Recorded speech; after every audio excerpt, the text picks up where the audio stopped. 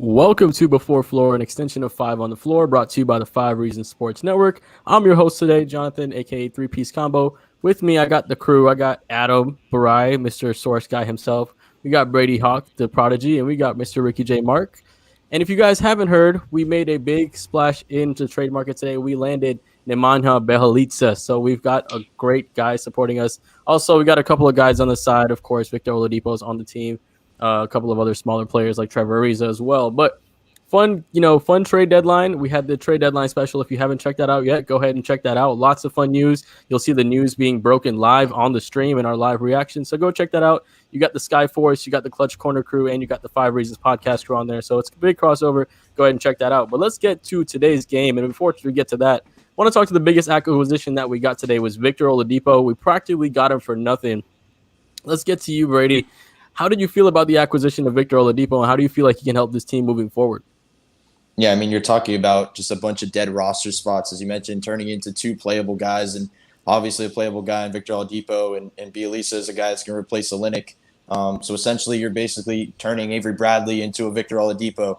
And I think the reason why, to simplicate as much as possible, is that you're adding a guy who can score on his own, an on-ball threat that can ISO and take the weight off of Jimmy's shoulders. You add an attacker, which is what they need more than anything, a guy that can get to the basket, a secondary option for Butler as well. And you're curing the point of attack defense, which is continually harped on for this team. So it makes a lot of sense. If you want to form a big three of their own, why not make a two-way big three? And that's what they're trying to do. And tonight, obviously, they have 9 available players, so this kind of is an interesting game tonight. Yeah, we'll see what what's left of the scraps from the trade. We really didn't lose much overall. We lost Myers Leonard, we lost Chris Silva, we lost Mo Harkless, and we lost Kelly Olynyk and Avery Bradley. So we didn't really lose anybody. The only guy that really played from that group was Kelly Olynyk, but we got a lot back. Ricky, let's get to you on this, man. You were the one who actually predicted that we were going to get Victor Oladipo of the targets that we had. How did you feel when we got Victor Oladipo today? Well, I felt pretty good because, when you look at it from a big picture, I always try to focus on the big picture, right? So, in one fell swoop, in about a week, right? The Miami Heat, in true Miami Heat fashion, they were able to transform a bunch of unplayable, inconsistent players like Myers Leonard, Harkless, Bradley, Olynyk. We transformed them into Oladipo, Ariza, Bjelica, and you didn't have to hashtag trade the kids. You are able to keep Hero, Iguodala. Yeah, I know. Yeah, you were able to keep Hero, Iguodala, Robinson, and you even got to hold on to all your KZ coins and Precious and so on and so forth. So suddenly, you have a team that at one point didn't have enough help around Jimmy Butler. Now has another dynamic wing in Victor Oladipo, provided he's healthy. Solid backup role players in Ariza, Hero, Duncan, Strus, and even Iggy, and the kids are still here. So this is yet another Pat Riley, Andy Ellisberg masterclass in deadline deals. And it still leaves Miami with, as of right now, 2 open roster spots. And I believe they're a couple $100,000 under the tax. So as far as I'm concerned, this was a great deal. It worked out for the Heat. Miami got away with murder again. And even though, at least as far as I'm concerned, you still need a pure power point guard, in my personal opinion. You've got a team now that not only has a puncher's chance to get out of the Eastern Conference if everything comes together, Aldridge comes to town, and they're able to get some production out of that final roster spot. You have a team that could potentially throw a haymaker in the postseason once they get there, when you consider the fact that your big three of Victor Oladipo, Jimmy Butler, and Bam Adebayo can do it on both ends of the floor. So Heat fans have every reason to feel very good today, despite the fact that they didn't get Kyle Lowry. Yeah, I mean, you said it best. Before we made this trade, we had a bunch of players that were just one-sided, right? We had them that were just completely offensive players and gave you nothing on defense, or like somebody like an Iguodala who maybe will give you something on offense, but just is full defense. But now we have a little more two-way players. You talk about Victor Oladipo, Trevor Ariza is a good addition there as well. You also spoke about the buyout market and LaMarcus Aldridge. Adam, I'll go to you on this one. LaMarcus Aldridge is the name right now that's on the top of people's tongues. Like Ricky said, we're $700,000 away from the cap. The veteran minimum is $600, so we'll be able to get that. LaMarcus Aldridge is the name out there. Is there any other names that we should be thinking about, because we actually have 2 spots, not just one? No, I think LaMarcus Aldridge is the guy to keep looking at. there's mutual interest between LaMarcus and the Heat. Uh, he wants a starting spot, and I think the Heat are willing to give it to him. I don't think there are a lot of guys worth looking at. Maybe an Otto Porter Jr., but at this time, it doesn't look like he's headed towards a buyout. Other than him, there's still, Boogie Cousins. Still an opportunity for him. The Heat didn't really address their front court concerns in terms of rebounding with any of these trades. LaMarcus Aldridge will help, but he's not known to be a rebounder. Another name is Drummond, but I think he's Lakers or Knicks bound at this point. I've actually reported to a few Laker reporters that I think that he's going to end up with the Lakers. But look, LaMarcus Aldridge is going to be a great fit if he chooses to sign with the Heat, but rebounding is still a concern. So, Boogie Cousins. Yeah, I think Boogie would fit great on this team because, like you said, we did not address that front court issue. Bjelica is good. He'll give you some extra shooting. He'll be able to space the floor. Not the best rebounder or interior defender. Same thing with Ariza. He's a serviceable interior defender, but he's more a 4/3 instead of a 4/5. So he's not going to give you that rebounding presence or that interior presence. So getting one of those two guys, LaMarcus Aldridge or Boogie Cousins, like you said, Drummond's out there as well. I think Ariel mentioned Georgie Dang might be one of those guys. Brady, let's get to you on this one, though, because now with, assuming that we have LaMarcus Aldridge, we have a couple different ways we can go as far as how this starting lineup is going to go, whether it's going to be, start Bjelica and go with a run and gun style type, and then maybe bring Ariza or Aldridge as the closing lineup. I want to get to you with the starting lineup and how do you think Coach Spo will come out with this new set of guys that we have? Like I said, pretend that we get LaMarcus Aldridge at this point. Yeah, I think the starting lineup's interesting for a lot of reasons, not just that. I think if they get LaMarcus Aldridge, I do think he's the 4. I do think they can go plug in a Bjelica as they do with Olynyk. But the other spots I think are more intriguing. That when Victor Oladipo is plugging in, who steps out, and I do think that guy is Kendrick Nunn. Spoelstra basically talks about this team as positionless. They're aware of that. Bam is basically their point guard.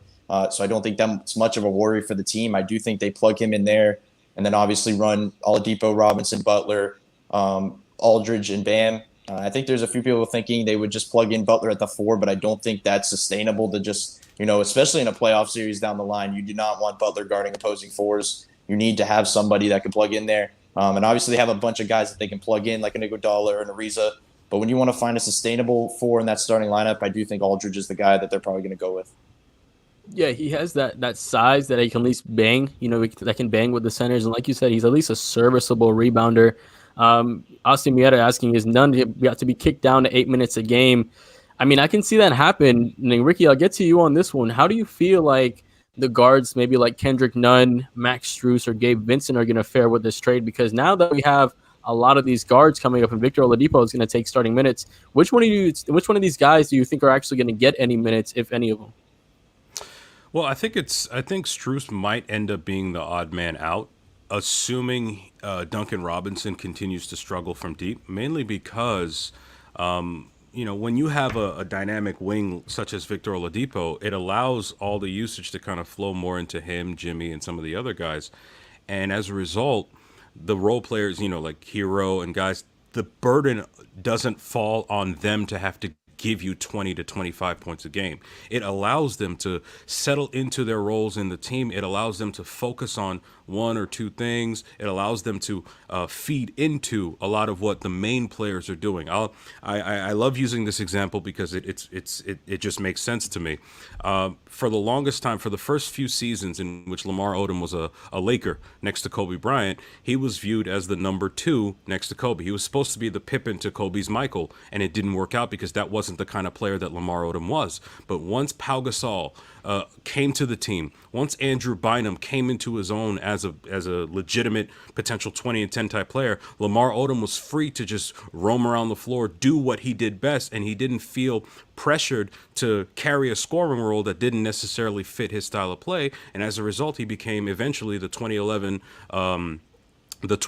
Sixth Man of the Year. So when you consider guys like Hero, Robinson, Strus, those guys can worry about just playing within themselves and not having to worry about having to play outside or beyond what they're supposed to, what they're capable of giving to the team at this stage in their respective careers. So ultimately, I think it works out for those guys because when you bring in a Victor Oladipo, it adds depth to your roster in a way that just makes it better off. I mean, just look at the way the roster is set up right now. We are potentially, and I'm kind of stretching a little bit here, 10 deep.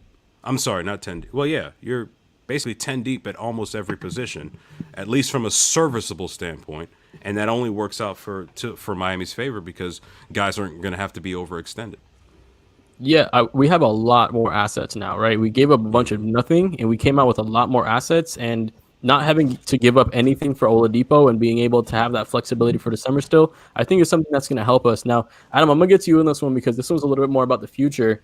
And of course, if you want to keep some information reserved for the Clutch Corner, you're always welcome to do that. But with keeping Kendrick Nunn, keeping Duncan Robinson, still having Tyler Hero, Precious, KZ, and now adding Oladipo on top of that, what can we do with these guys moving forward, considering, if we don't want to keep them, we can flip them for a big star. Can we sign and trade these guys to a bigger, to a deal and then send them in a package to another team? So the beauty about this deal is that they didn't have to give anything up, so they don't feel the pressure to have to pay Victor Oladipo this summer. Victor Oladipo is going to get whatever he earns for the next 3 months, and he won't have any of that pressure on them.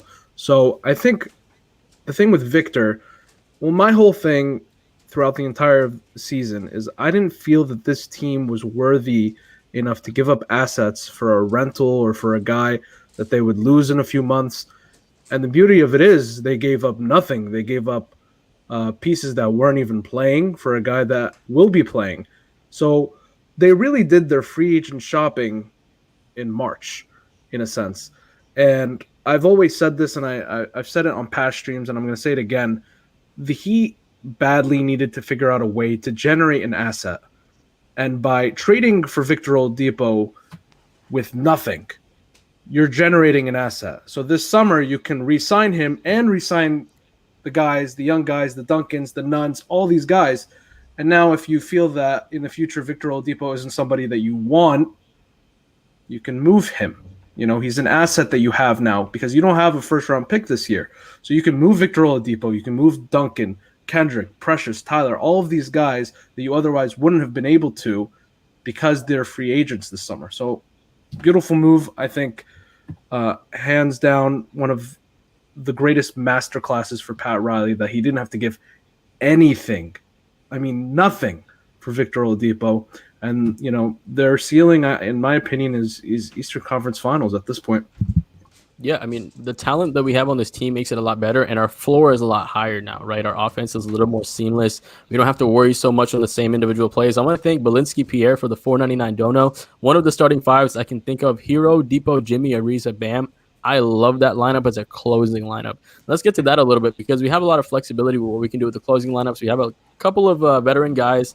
LaMarcus Aldridge is going to be here. Ariza is going to be there. Those are two guys that we can plug in next to Bam. Iguodala is also here, and Hero or Goran might be one of those guys. Brady, I'm going to get to you on this one. What do you think that closing lineup is going to end up being come playoff time? Well, now this is intriguing just because of the other two guys other than Oladipo, Butler, and Bam. I think that's pretty clear. We don't know what Aldridge is going to look like if he comes here, but I don't see him as a closer. I think that Spoelstra likes smaller fours to kind of close, the guys that are versatile, that can switch, that can do all those things. So I do think, it's going to be a kind of a plug type thing between Ariza and Iguodala.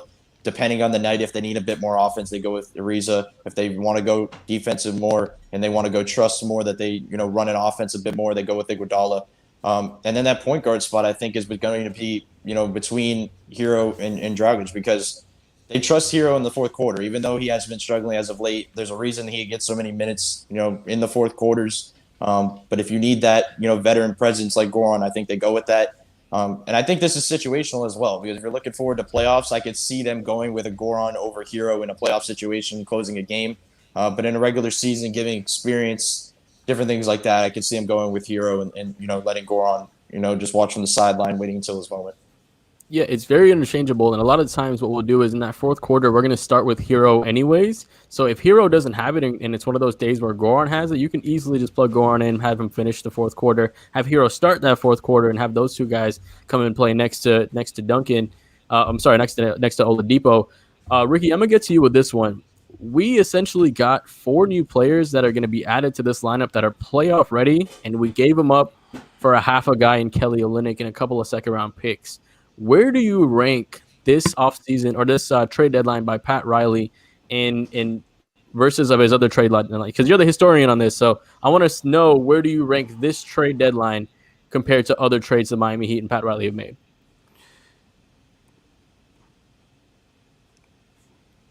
I think, Adam, are you on mute, man? Or Can you hear me? Yeah. Yeah, I can hear you.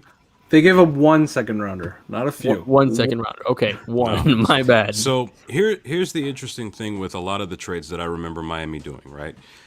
Before the 95-96 season, they traded for Zoe. Midway through the 95-96 season, they traded for Timmy. When they built that team that won their first title, that was done in the offseason. Goran was acquired not too long before the trade deadline in 2014, 2015, so that was one trade. In terms of trade deadline deals, unless you want to count the trade in which they traded Gerald Fitch in 2006 for, I think it was Derek Anderson, who was on his last legs, this is probably the best trade deadline deal that the Miami Heat have ever done under the Riley regime or under the Riley era. Because, as I mentioned before, most of the trades that built this team were done at different points of the season or prior to the season. I know a lot of people are going to want to talk about last season when they acquired Iggy and wow, I don't even remember his name anymore. Jay Crowder. I don't have to remember his name anymore. As a result, and yes, the Heat ended up going to the finals that year or last year. But the thing is, it's like, well, okay, they did a deal, but Adam can correct me if I'm wrong. I don't see any. This trade has yet to show that this also came with some sort of like $30 million extension for a veteran we don't know about, right? So I think I would probably say that this is probably the best trade deadline deal in Heat history, not counting the Timmy deal. Wait a second. You can't not count the Timmy deal. What's that about? No, well, no, I'm saying like aside from that one, but that was one deal, and I consider Timmy and Zoe to be a package one from that season. But based on what we got so far this year, yeah, I mean, yeah, I would go with that. But Ricky, this fits the pattern. Hello, I'm Ethan Skolnick. Sorry, I got the time wrong today. Hi, Ethan. Nice to see you. By the way, this is sponsored by InsuranceByLynette.com. Are you aware of that? That's right. Our friend Lynette is sponsoring this particular episode, as is This Game Day Brewing. There you go, 954-581-8800. You got a bad driving record, go to Lynette. She'll help fix it for you. She'll make sure you get insurance. Also sells all kinds of other insurance there, life insurance, renter's insurance, and more. All right, what you were saying, and then I want to break back to what everybody else has probably been saying since I got here. If you look back at the Hardaway trade, though, and this trade, there is a pattern with Heat trades. They trade for diminished assets, essentially. That's what they do. That's how Riley's built this whole thing. It wasn't really in free agency. It was Alonzo Mourning, who didn't want to be in Charlotte anymore. It was Tim Hardaway, who was playing behind an old B.J. Armstrong in Golden State. It was Jamal Mashburn, who didn't fit as part of the 3 Js, so they gave up Kurt Thomas to get him. It was Goran Dragic, who had a falling out with the general manager, Ryan McDonough. This has been the history of this franchise. I mean, and then in free agency, going after guys like Bosh and LeBron, who didn't want to be where they were anymore. That's typically how this organization has done things. Oladipo falls into that category. The part of this that's interesting to me, the more reporting I got a chance to do while bouncing around with other things, is that there really is no plan to extend him. Like, that was an issue with Kyle Lowry. You knew you were committing to that big 3. You're not necessarily committing to this big 3. You're basically giving Victor Oladipo 2, 3, hopefully 4 months to convince you that this should happen. And the way that I put this, and then I'll get out of the way and let you guys go in, to me, and Adam, you tell me if this is right, what I just tweeted, but this is what I've gathered. I talked to a couple people inside the organization. Essentially, Toronto thought Miami was more desperate than it was, okay, which is a misread of the situation by the Raptors. And the Heat knew that ultimately Houston was more desperate than Toronto. Toronto could take Kyle because he's a popular player and all the rest of this. They could take him into the offseason. They could sign him, trade him. Whereas Houston just needed to get something for Oladipo, who they were not going to resign, who had no ties to the organization, that was going a different direction. Is that a correct read on this, the way that they kind of played poker? Yeah, and I'll take it one step further. I don't know if you've heard the same, but from what I've heard, is the Heat actually offered more than what the the Houston Rockets end up getting. They offered more previously, and they didn't get what they decreased their offer, and they still got Oladipo. Yep. I mean, basically, they knew that the Rockets would get desperate with 5 minutes left on the clock, and they had no other offer. And the only other thing is, are we ever going to call the national media out for like throwing out these irresponsible tweets that they know they're being fed bullshit by the organization? Like the Woj tweet. We talked about it, yeah. Yeah, I mean the Woj tweet. I mean there was no mid first round pick that was offered, and plus it was a mid first round pick plus a young player. They didn't get either because it was never offered because it's bullshit and it's just basically, Woj taking whatever it is that somebody tells him so he can get it onto the space. All right, I'm getting out of the way now. Does anybody care about this game tonight? I don't. I mean, I'll be honest with you. Brady talked about it. I care. Yeah. Okay. How these guys perform without the pressure of the trade deadline, and Brady talked about it. Really, he was saying the same thing. It's just how are these guys are going to perform without the pressure of the trade deadline? How much of these shooting slumps were mental things, and how much of that was actual, mechanics and all these problems? So if it's a mental thing, we might see the two shooters go off, and we might have like a mini Splash Brothers thing tonight where we get all that hype behind the Heat again, and then we add all these guys on top of that, where that we got from the trade deadline. I can see us winning and hitting 23s tonight. Just having one of those nights where we just go off at 23s, and it feels good because Portland lost a couple players too, right? They're getting Norman Powell, but they lost Gary and Rodney Hood, so they're a little bit short as well. And I mean, it's going to be interesting to see if Dame can be the guy. Dame and CJ will be the guys that can kill us. Well, the reason you say about the threes is probably because Max Strus is playing. Because I don't really understand why he hasn't played up to this point. 9 available players means they have to play him. But I don't really know why he hasn't had an opportunity after he gets thrown into the fire in the worst situations possible, and he somehow comes out a positive from beyond the arc. So I still think adding Oladipo, adding these different things hurts him even more. But I do think there's a place for him when you're talking about if he plays well tonight, because he's going to get a lot of minutes. If he plays well tonight and hits a bunch of threes, I think there's going to be some decisions that he can crack the rotation as a spark guy compared to some of the other guys. And talking about the pressure, I think that refers to Duncan Robinson more than anybody, obviously. Being, it seems like it does impact him when, approaching the trade deadline. But as of Hero, I don't really think it's the trade deadline that impacts him. Not because he wasn't included as much in trades. I just honestly don't think he cares as much as a Duncan Robinson would. He just seems, he just pretty much go with the flow that whatever happens, that doesn't really impact him. But Duncan, on the other hand, I do see being able to maybe move past this point and maybe being able to, go on a bit of a run. Adam, we did hear, though, that Tyler was affected by the Harden stuff earlier in the season. I don't think he was this time. I don't think it has anything to do with this time around, but that he might have been affected earlier in the season. To me, what's fascinating when you mentioned Strus as a possible rotation piece, they've talked about using him as a small ball 4. So I think there potentially could be a role there, but I just don't know how they're going to make it work with all these guards once everybody's back, because we really haven't seen the full guard rotation the entire season. Now you're talking about once Oladipo starts, replacing none, you're talking about Dragic, Hero. Is Kendrick going to play at all? Doesn't seem like there were a ton of minutes there for him as it is. And, you take a look at the rotation, I think we're probably looking at a reason. Is Akpala available tonight? Because he's available. No.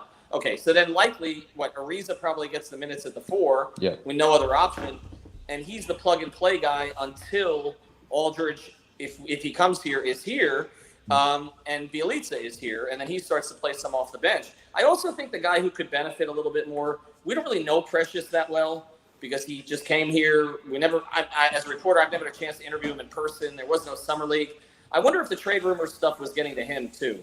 That's possible. He's a rookie. He's just trying to get himself settled in his first place. And now he knows not only is he not going to be traded, but Kelly's out of the way now. So there are actual minutes, and there may actually be, stunningly enough, minutes for him with Bam. Maybe. at this point because they may just need someone kind of in that spot. All right. So anyway, I will let you guys. Does anybody have any sort of closing thoughts? I know you guys were on here for a while, but I mean, it's a good day, I guess, right? Yeah. I mean, I think I don't know. I'm one of those guys that I have a thing for stretch fours, and Nemanja Bjelica I could potentially see as the kind of player that perhaps Miami wanted out of Gallinari in the offseason that we ended up not getting because he's Gallo light. I looked up his numbers, and for his career, he's shooting close to 40% from deep. It's around like 25, 27 this season, but I mean, where was he, right? Right. So I think if you plug him into this lineup and you potentially play him next to Bam, you could potentially see him getting the minutes that Kelly was getting, plus more consistent three-point shooting.